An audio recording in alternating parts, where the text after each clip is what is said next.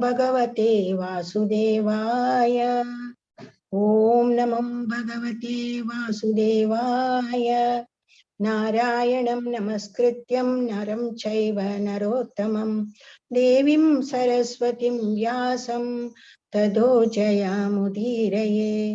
नष्टप्रायेषु अभद्रेषु नित्यं भागवत सेवया भगवते उत्तमश्लोके भक्तिर्भवति नैष्टिकी। कृष्णाय वासुदेवाय देवकी नंदनाय च नन्दगोपाकुमाराय गोविन्दाय नमो नमः। नमः पंकजनाभाय नमः पंकजमालिने नमः पंकजनेत्राय नमः पंकजांग्रये। Hare Krishna. I welcome you all for today's Bhagavatam class.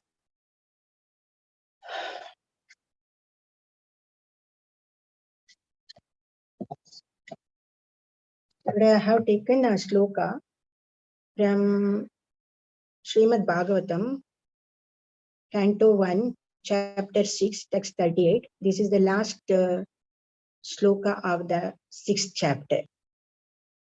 Aho deva shiro dhanyoyam yat kirtim sharanga dhanmanaha gayan madhyannidam tantra ramayati aturam jagat. Translation by Sri Prabhupada. All glories and success to Srila Narada Muni, because he glorifies the activities of the personality of Godhead, and so doing he himself takes the pleasure and also enlivens all the distressed soul of the universe. Om Jnanatimirandasya Jnananjana Shalakaya Chakshurunmilitam Yena Tasmai Shri Guruve Namaha. Nama Om Vishnupadaya Krishna Presthaya Bhutale Srimate Bhaktivedanta Swamini iti namine.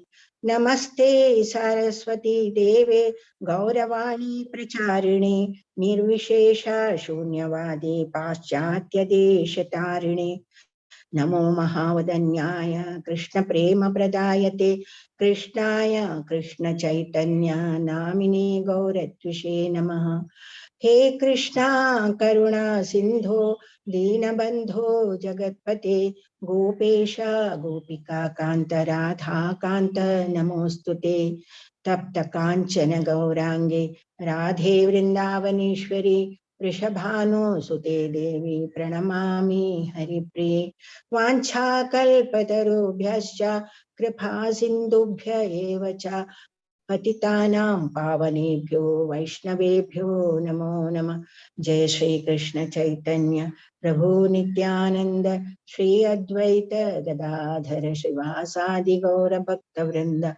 Hare Krishna Krishna Krishna Hare Hare Hare Rama Rama Rama Hare Hare.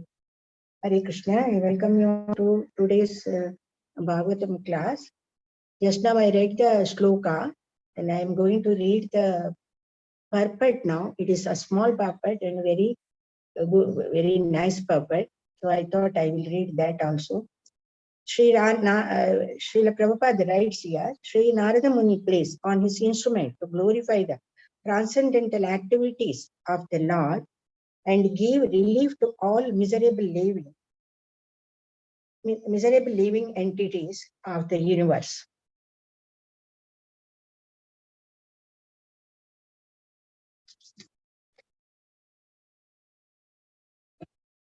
No one is happy here within the universe, and what is felt as happiness is nice illusion.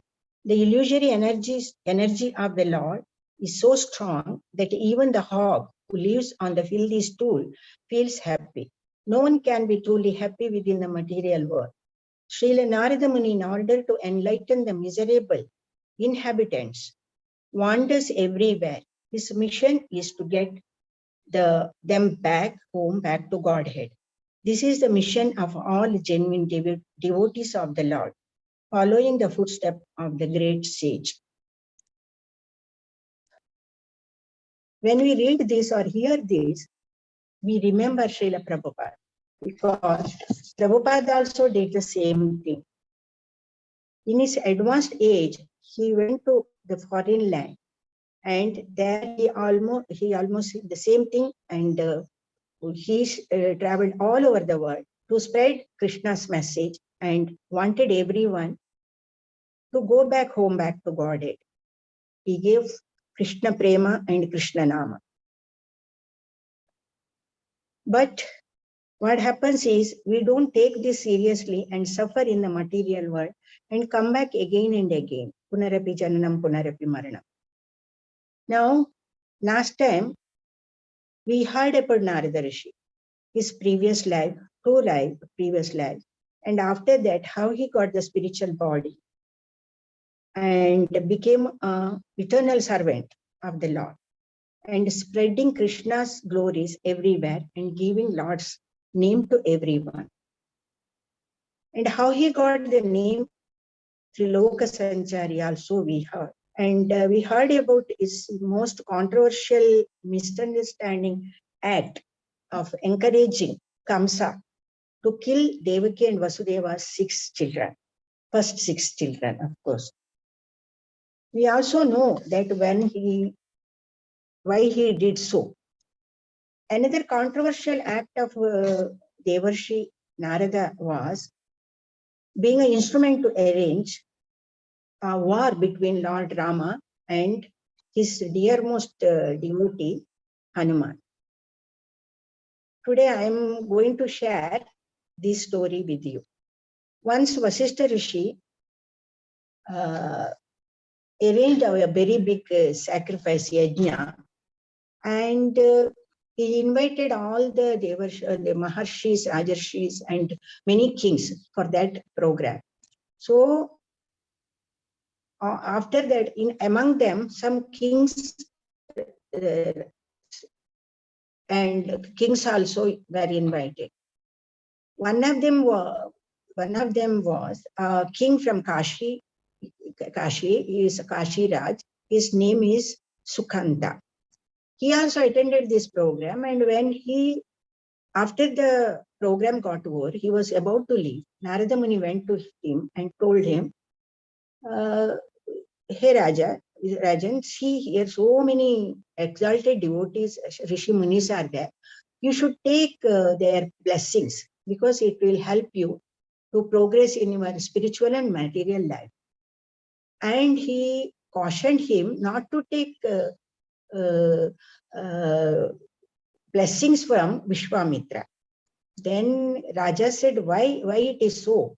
Then Vishwamitra said, because he was a king previously, then he became a rishi, so no need of taking. What I said, you do like that.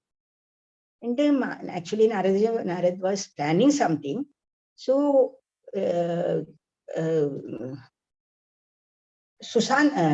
Sukant went to all the munis, including Vasishtha, and took their blessings, and without looking at Vishwamitra, he went away. After that, Narada went to Vishwamitra and told Vishwamitra, "Did you see Sukanta's action? He took everybody's blessings except you. This is very, his misbehavior is very, very bad." So after hearing this, Vishwamitra said, "Yeah, this is very bad." Then Narada Muni said, "But you don't curse him, because he's a devotee of Lord Ramachandra. So it's better to tell Ramachandra to punish him." Immediately, Vishwamitra left and he went to Ayodhya. There, when he went, God was taking rest. So Lakshman was outside God's room. So Lakshman stopped him and said, "Dear Gurudev, you sit here and God will come out, brother will come out." But he was so angry, he could not wait. So he started shouting. So after hearing the loud noise from outside, God came out. A Lord came out and saw his Gurudev standing there. he put Dandavat and all, and he made him sit, and he washed his feet and all. Whatever he was supposed to do, he did for his Gurudev. When Vishwamitra saw Lord Ram, he became little calm. And Lord asked him, why you came here? You should have called me. I would have come to meet you. Then he said, it is an urgent case. Lord asked, what is the problem? So he narrated everything, and I want Sukanta should be punished. So I want the person who insulted me should be punished. Lord said, okay, whatever he did, I will punish him. I will, for my Gurudev, he showed all this disrespect. So I will punish him. I will kill him. So Vishwamitra, then Lord Prabhu Ramchandra asked, who is that person? That time he said, it is Kashiraj Sukha. So Narad, now Lord was in a dilemma. He's my devotee. How can I kill him?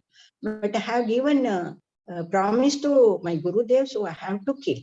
So after that, Vishwamitra left from the palace.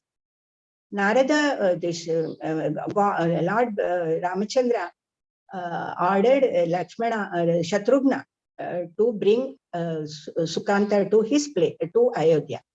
When Sukanta went, but that said, what happened? There, so Sukanta came to know about this. He was very disturbed. He thought, now my Aradhya Dev, Sri Ramachandra will kill me. Now what I will do? I don't want to die. So he started remembering Narada. He thought this is all happened because of Narada. Narada was, otherwise I would have taken blessing from him, or I would have not taken anybody's blessing. So when he was thinking, Narada was not appearing in front of him. Then he said, whenever we don't want, he will come. Now I want, he is not coming. He was so disturbed. So suddenly, Narada came in front of him. And Narada asked him, what is the matter? Why you are so disturbed? So Sukanta told, you know everything. Now, ये तो मेरे प्राण में आया है, भगवान मारने आ रहे हैं. तो नारद जी बोलते हैं, अभी तुमको कोई बचाने वाला नहीं है. खुद भगवान ने तुमको मारना है तो कोई बचाएंगे नहीं. नहीं, ये सब आपसे हुआ, अभी मुझे आप बचाना चाहिए. तो Narad ji said, okay, now only one thing I can advise you. You go to Anjana Devi, who is Hanuman's mother, and take shelter of her and tell her that I want to be saved. So immediately Sukanta went to Anjana Devi and started crying in front of her kufa. Anjana Devi came out and saw Sukanta and asked, who are you? Then she said, I am Kashiraj. What is the problem? Why you are crying? So Sukanta said, I am going to die now. Then from whom you are going to die? This Vishwamitra will kill me. So then she feel pity on him. She said, okay, no problem. I will give you vachan. I will promise you that Vishwamitra will not kill you. And I will tell my son Hanuman to take care of you. After that, Hanuman came and he saw mother sitting there and she was a little bit disturbed. And she asked, what is the problem? Why you are so disturbed? Then she said, Hanuman, I gave promise to that king who is sitting there. He was the Vishwamitra is going to kill him. So I gave him promise. मैं वचन दे दिया उसको, दे दी. तो तुम्हें उसे बचाना है. Hanuman went to Kashiraj and asked, what is the matter? Why he wants to kill? Then Kashiraj said, no, Vishwamitra is not supposed to kill me. Lord Ramachandra, Vishwamitra wanted Lord Ramachandra to kill me. So now after hearing this, Hanuman was shocked. He said, what? Now you came to my mother and meantime Anjana Devi said, you did not tell me about Ram. Lord Ram, you said about Vishwamitra. That time, Hanuman also and Anjana Devi also got disturbed. Hanumanji also got disturbed. He said, Now you want me to fight with him to save you? This is too much like now. But after all, he gave a promise to his mother. Now he has to save her somehow. Then he said, okay, come with me. He took him to a nice place, and there he sat, and he made his tail like a coil, and he put him inside it, and told Sukanta, God will definitely come here, and you have to chant his name. जैसे मैंने बोलूं वैसे तुमको बोलना है. सुकांत बोले, भगवान खुद आके मुझे मार रहे हैं, उनका नाम क्या करेगा हनुमान जी. तुम ये सब मत सोचो, जैसे मैंने बोल रहा हूं ऐसे करो, तुम भगवान का नाम लेते रहो बस. Shatrugna went back and told Lord that Hanuman, no, he came in search of Sukant. There he saw Hanuman is sitting, and Sukant was under his protection. So Hanumanji, so Shatrugna said, Hanumanji, please leave Sukant, because Lord Ram wanted him to bring to Ayodhya. So Hanumanji said, no, I cannot leave him. My mother had given him promise. My mother promised him to save him. So I don't want to give him. You go back. Shatrugna could not do anything because he knew that Hanuman's power and Hanuman's devotion. So he went back, and there he reported everything, and God got very wild. God said, Hanuman ji ko itna घमंड आया, वो मेरे से लड़ना चाहता है. He immediately came with brothers and to that place, and he asked Hanuman, please give Sukant to me. Hanuman said, no, Prabhu, I cannot leave him. I cannot give him to you, because my mother has given promise. She said she will protect him, and now I can't do that, because I know when you give some protection to even your enemy, still you have to keep your promise. Just like it is true, because Lord Ram ने तो विभीषण को भी शरण में लिया, और सब लोगों ने पूछा तो आप रावण आए तो क्या करेंगे. भगवान बोले, रावण को भी मैं शरण में लूंगा. मैं रावण को, विभीषण को तो लंका दे दिया, रावण को क्या देंगे आप. मैं रावण को वैकुंठ दे दूंगा, और अयोध्या भरत को दे दूंगा. फिर आप क्या होगे.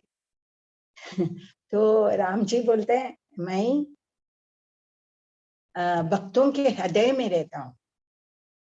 In Srimad Bhagavatam 9.4.57, Lord says, Aham Bhakta Paradino he asvatantra ivadvija sadhu be grasta hridayo bhaktair bhakta janapriyaha. Translation is like this: devotees are always in my heart, and I am always in the heart of the devotee.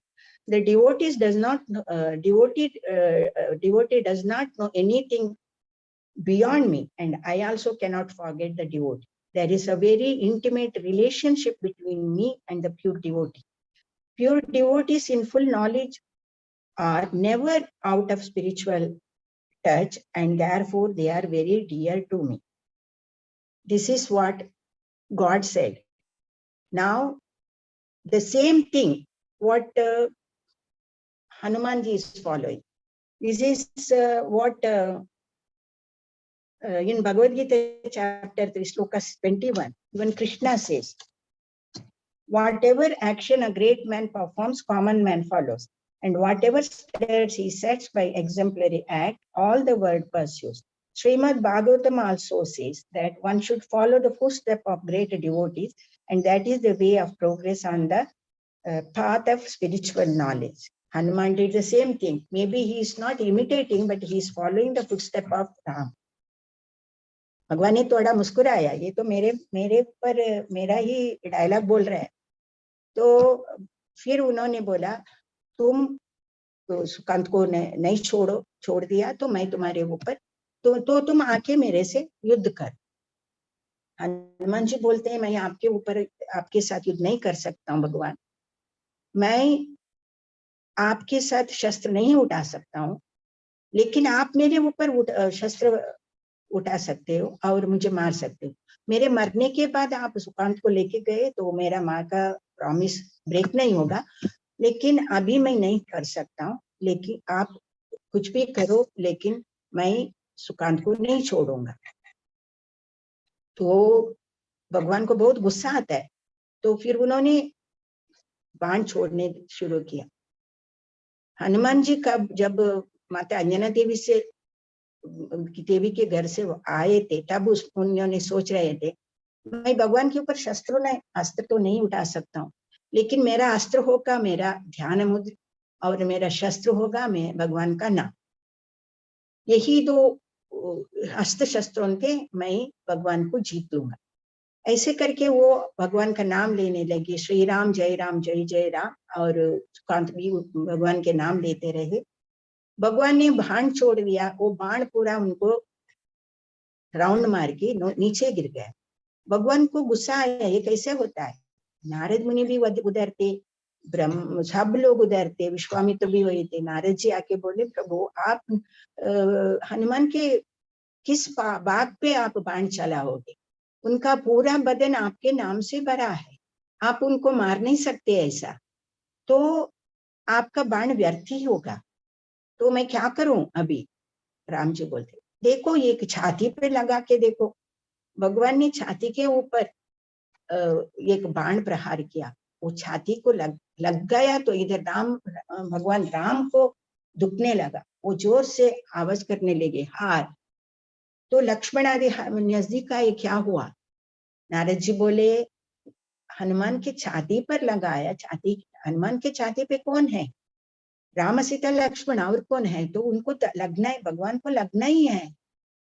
तो अभी क्या करे, उनको कैसे गुरु के दिए हुए वचन को कैसे पालन करें? तब ब्रह्मा जी आते हैं। ब्रह्मा जी आके हनुमान जी से बोलते हैं, अभी तुम विश्वामित्र से क्षमा मांगो, फिर लॉर्ड राम से भी, भगवान राम से भी क्षमा मांगो। हनुमान जी बोले, आपका धन्यवाद करते। हनुमान ब्रह्मा जी को नमस्कार करते, सीधा विश्वामित्र के पास जाते, वो कॉयल में बैठे हुए सुकांत के साथ। हनुमान जी ऐसे प्रणाम करते वक्त, विश्वामित्र को हनुमान से कुछ लेना देना नहीं है, इसलिए उन्होंने हाथ ऊपर करके उनको अभय देने को लगा। तो हनुमान ने सुकांत को निकाल के विश्वामित्र के चरण कमल में डाल दिया। नोइंगली अननोइंगली विश्वामित्र ने उनको अभय हस्त दिखाया। ये देख के वही शर्मा गए। तो मैंने सुशांत को मारना चाहता था, लेकिन अभी मैंने उनको अभय हस्त दिखा रहा हूँ, मतलब मैंने उनको क्षमा कर दिया। फिर दोनों ने दौड़ के आके प्रभु का चरण कमल को पकड़ लिए, और विश्वामित्र को बहुत बुरा लगा, इतनी छोटी सी बात के लिए मैंने इतना बड़ा दंड दिया। तो वो जाके भगवान श्री रामचंद्र से कहते हैं, भगवान रामचंद्र, मैंने तुझे दिए हुए वचन, तुम मुझे दिए हुए वचन को वापस ले लो। मैं सुकांत को क्षमा कर दे, तुम भी क्षमा करो। भगवान ने बोले, ठीक है, मैं भी करूंगा, और दोनों को गले लगा। लेकिन इन सब से हम पूछेंगे, नारद जी को मिला इन सब से? कुछ नहीं, नारद जी को कुछ नहीं मिलता है ऐसे काम करने से। वो सबको बताना चाहते हैं, एक भक्त भगवान और भक्ति का रिलेशनशिप क्या है, भक्ति करने का मतलब क्या होता है। इधर हनुमान जी के भक्ति के सामने भगवान का कुछ नहीं चला। जैसे भगवान ने, मैंने पहले श्लोक बताया, हाँ, अहम भक्त पराधीनो, उस कभी भक्तों को छोड़ के नहीं जाते, अपने भक्तों के खुशी के लिए वो कुछ भी कर सकते हैं। हमने महाभारत में सुना था, भगवान ने अस्त्र नहीं उठाऊंगा बोले थे, लेकिन भीष्म ने जब अर्जुन के ऊपर इतना बाणों का प्रहार किया, वो नीचे उतर के रथ के पहिए को उठा के भीष्म के ओर दौड़ने लगे। भीष्म ने तो कसम खाई थी, मैं आपसे शस्त्र जरूर उठाऊंगा, लेकिन भगवान ने अपने मान को एक नकारते हुए भक्त की शपथ को पूरा करने के लिए ये एक्ट किए थे। इसलिए कहते हैं, कोई कवि अपना प्राण टले न चले, भक्त का मान न, अपना मान टले न टले, भक्त का मान न टलने देंगे। भगवान ने ऐसे भगवान है। तो अभी भक्त और भगवान के बीच में जोड़ने का एक लिंक है वो भक्ति। हमें भक्ति करने का एक मार्ग है, भक्त का भगवान से मिलने का एक मार्ग होता है भक्ति। इस तरह नारद जी ने ये बहुत सुंदर सा ये युद्ध करवाने का एक प्लान बनाया। इससे सबको एक सीख मिलता है भक्ति करने का मतलब क्या होता है।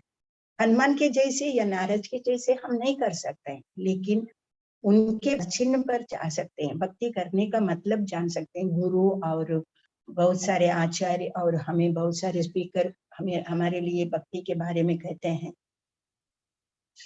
His Holiness Radhanath Maharaj says, whether he have everything or nothing, if we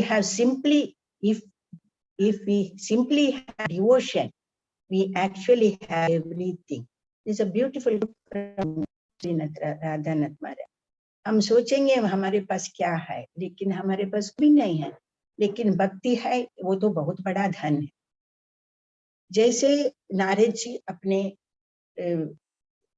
दूसरी जन्म में, दासी पुत्र के जन्म में, उसके पास कुछ भी नहीं था। वो एक पुअर दासी का, एक गरीब स्त्री का बेटा था। ना उसके पास विद्या, ना उसके पास, of course he was only 5 years old, उसके पास नॉलेज, उसके पास घर, कुछ भी नहीं था।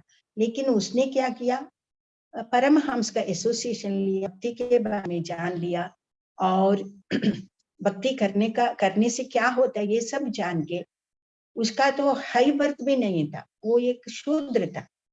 भक्ति भगवान को पाने के लिए ये सब का जरूरत नहीं है। ये हम नारद जी के वो दासी पुत्र के जीवन से भी सीख सकते हैं। सब अपलेंस होने के बाद भी, भगवान को भूल जाने के बाद भी, ये बात मैंने पहले भी कही, वो फिर भी उन्होंने भगवान को भूला था, इसलिए उसको दासी पुत्र बनने का ये मिला। अभी नारद जी कभी कुछ शाप भी देते हैं, वो बहुत करुणा से शाप देते हैं। कुबेर का दो बच्चे, कुबेर और मणिग्रीव, इन्होंने इतना बुरी तरह से बिहेव किया तो नारद जी को गुस्सा आया। अपने पिता के धन दौलत से ये लोग उछल रहे हैं, उनको कुछ सबक सिखाना पड़ेगा। ये सोच के उन्होंने कुबेर और मणिग्रीव को शाप दिया कि तुम लोग पेड़ बन के रहो, तुमको ये विवस्त्र होके मजा करने में अच्छा लगता है, तो पेड़ बन के रहो। तो देवताओं के हिसाब से 100 साल उन्होंने पेड़ बन के रहा। लेकिन नारद जी ने उनके ऊपर भी दया की, बोले नंदराज के आंगन में तुम लोग पेड़ बन के खड़े रहो। जब वो पेड़ बन के रहे नंदगांव में, गोकुल में जब कृष्ण आए, तब से उनके बारे में सुन के बाद में कृष्ण थोड़ा चलने फिरने लगे, उनका सब लीला देखे, उनके पेड़ के शरीर में भी वो ये सब एंजॉय करते थे। और एक दिन यशोदा मैया ने उनको बांध लिया, हम सब जानते हैं दामोदर लीला। तब भगवान ने, अभी इतना मैं तो इधर बांधा हूँ, ये लोग कितने साल से इधर खड़े हैं, उनको भी ये बंधन से मुक्त करना है। और आफ्टर ऑल मेरा प्रिय शिष्य नारद भक्त, इनको शाप दिया है तो उनको बचाना है, उनको नारद का शाप को मिटाना है। तो उन्होंने एक अपने पेट में बांधे हुए रोप को खींच के सीधा वो पेड़ के बीच में आए, और वो जो खींच रहे थे वो उकल उसमें अटक के वो दोनों पेड़ गिर गए। अभी ये इंसिडेंट में हम देखते हैं भगवान है, उकल है बीच में, वो डोरी है, रस्सी है। ये भगवान को और उकल को बांधा है डोरी। इसका एग्जाम्पल किसी ने बहुत अच्छी तरह से बताया। भगवान होने के लिए उकल जैसे भक्त को एक डोरी यानी भक्ति का माध्यम चाहिए। इधर भक्ति, ये रस्सी को भक्ति बनाया, उकल को भक्त बनाया, और भगवान को मिलने के लिए हमें भक्ति खींचता है, इसलिए हम भगवान को प्राप्त करते हैं। यही एग्जाम्पल और एक दिया है। ये रस्सी जो है वो गुरु है। वो गुरु हमें उकल जैसा भक्त को प्रभु के पास खींच के लेता है, खींच के लेके जाता है और हमें भगवान से मिलाते।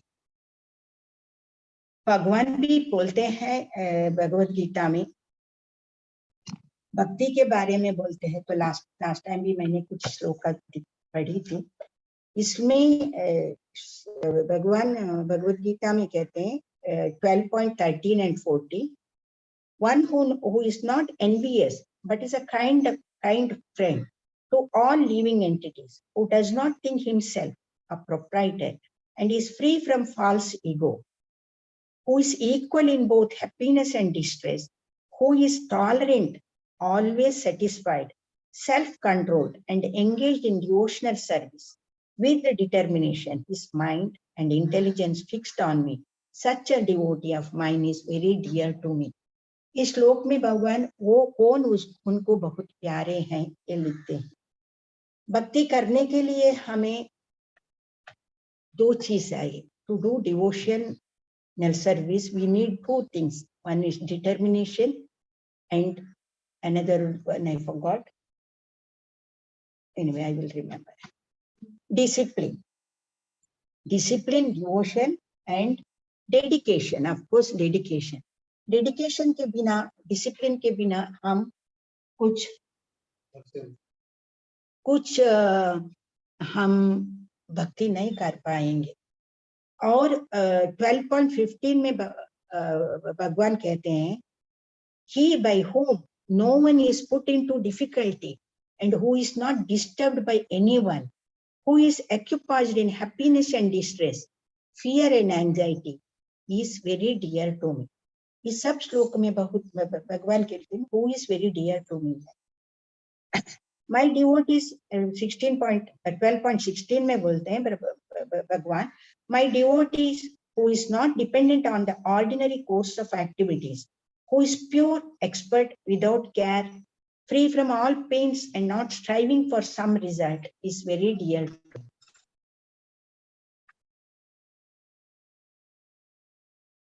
One who neither rejoices nor grieves, who neither laments nor desires, and who renounces both auspicious and inauspicious things. Such a devotee is very dear to me. And 12.18 or 19 में, one who is equal to friends and enemies, who is occupied in honor and dishonor, heat and cold, happiness and distress, fame and infamy, who is always free from contaminating association, is very important, always silent and satisfied with anything, who does not care for any residence, who is fixed in knowledge and who is engaged in devotional service. Such a person is very dear to me. ये तो 12.20 है। ये तो धर्मामृतम इदम यथोक्तम पर्युपासते श्रद्धादाना परमा भक्तास्तेत्व मे प्रिय है। Those who follow this imperishable path of devotional service and who completely engaged themselves with faith, making me the supreme goal, are very, very dear to me. ये तो पढ़ने के लिए, सुनने के लिए अच्छा लगता है, लेकिन ये फॉलो करने के लिए थोड़ा डिफिकल्ट है। लेकिन ये तो हनुमान जी, नारद जी जैसे महान भक्त कर सकते हैं, लेकिन हम तो थोड़ा कोशिश कर सकते हैं कि ऐसे भागवतम क्लास में, भगवत गीता क्लास में अटेंड करके सुनने से भी हमारा प्यूरिफिकेशन होता है, पढ़ने से भी प्यूरिफिकेशन होता है। हम ये भगवान कौन प्रिय है वो पढ़ के हमारे मन में भी कुछ तो करने का इच्छा हो जाएगी हमको भी। और नारद जी का जो भी उन्होंने किया उनको हम एटलीस्ट भक्त, हमारे जैसे लोग ये कैसे कह सकते हैं, नारद जी कलह प्रिय नहीं है, नारद जी कृष्ण प्रिय है। ये तो मुझे बहुत अच्छा लगा, किसी ने बोला कि नारद जी कलह प्रिय नहीं है, नारद जी कृष्ण प्रिय है। वो कृष्ण को इतना प्यार करते थे, इसलिए वो सबको कृष्ण का नाम बांटना चाहते थे, सबको कृष्ण का कहानी, उनका लीला बताना चाहते थे। हमें एक वक्त एक कोई मिला तो हम भी भगवान के बारे में उनको बता के उनको भक्त बनाने की कोशिश करनी चाहिए। हम तो ऐसे, हमें इतना ये नहीं है, हमारे पास शक्ति नहीं है जाके एक बड़े प्रोग्राम में बोलने का, लेकिन एक एक भक्त को, एक एक आदमी को, एक एक एंटिटी को पकड़ के हम कृष्ण के बारे में, उनके नाम के बारे में हम बोल सकते हैं। और भक्ति करना मतलब नवविध भक्ति में पूरा हमें 9 स्टेप्स क्लाइम करने को नहीं होगा, लेकिन पहले 3 स्टेप्स है, श्रवण कीर्तन स्मरण, ये 3 तो हम कर सकते हैं। कीर्तन करो जब सुनो, और साथ साथ स्मरण भी करो, ये 3 हम जरूर कर सकते हैं। इसमें से हमें भगवान के भक्ति प्राप्त होता है और भगवान का प्यार पाने का एक जरिया होता है। तो नारद मुनि या हनुमान जी और बहुत सारे भक्तों के नकल नहीं करेंगे, लेकिन उनके पदचिन्ह पर जाएंगे। भक्ति के बारे में एक बार कुछ लोग इकट्ठा होकर रोज भगवान का नाम लेते थे। तो बहुत साल ऐसे बीत गए, भगवान बोले इतने साल से मेरा नाम ले रहे हैं, मुझे अभी उनको दर्शन लेना चाहिए। भगवान आए उधर और बोले, हे भक्त, मैं आ गए हूँ, तुम लोगों को क्या चाहिए? तुम इतने सालों से मेरा भक्ति कर रहे हैं। वो लोग आंख खोले, भगवान को देखे, दंडवत किए, फिर से चलने लगे, भगवान का नाम लेने लगे। भगवान बोले, मैं सामने खड़ा हूँ, मेरे से कुछ नहीं मांगते, फिर वही मेरे नाम ले रहे हैं, इतना क्या है मेरे मन में? भगवान ने राधा रानी का भी भक्ति का डेप्थ नहीं है, कितना डेप्थ है वो उनको मालूम नहीं पड़ा। इसलिए उन्होंने सोचा, ये भक्त लोग मेरा नाम लेते हैं, ये भक्त लोग मेरा इतना भक्ति करते, ये भक्ति क्या है, मैं भी देखता हूँ। इसलिए कलियुग में चैतन्य महाप्रभु के रूप में आए और ऑफ कोर्स उन्होंने दिया ये भक्ति का हरिनाम हम सबको, लेकिन वो देखना चाहते थे ये भक्ति क्या है, इसलिए वो भक्त के रूप में आए। तो मैं भी थोड़ा एक्सपीरियंस करूं और खुद भक्त हरिनाम का नाम जपने लगी और हम सबको दिए। प्रभुपाद की कृपा से हम भी और उनके शिष्यों के द्वारा हम भी ये कुछ भक्ति करने लगे। तो ये सब नारद की कहानी सुनाने का, हनुमान जी का, भगवान का कहानी सुनाने का मुझे ये अवसर मिला। तो मैं भी मुझे भी ये प्राप्त होने के लिए मैं भगवान को और प्रभुपाद को धन्यवाद कहता हूँ। और आप सब इधर आए हैं, आप लोगों को सबको मैं थैंक्स भी कहना चाहती हूँ। और last but not the least, परम दयाल प्रभु एज यूजुअल, परम दयाल प्रभु अच्युत गोपाल प्रभु जी को भी मेरा सिंसियर ग्रेटिट्यूड कहना चाहती हूँ। हरे कृष्णा।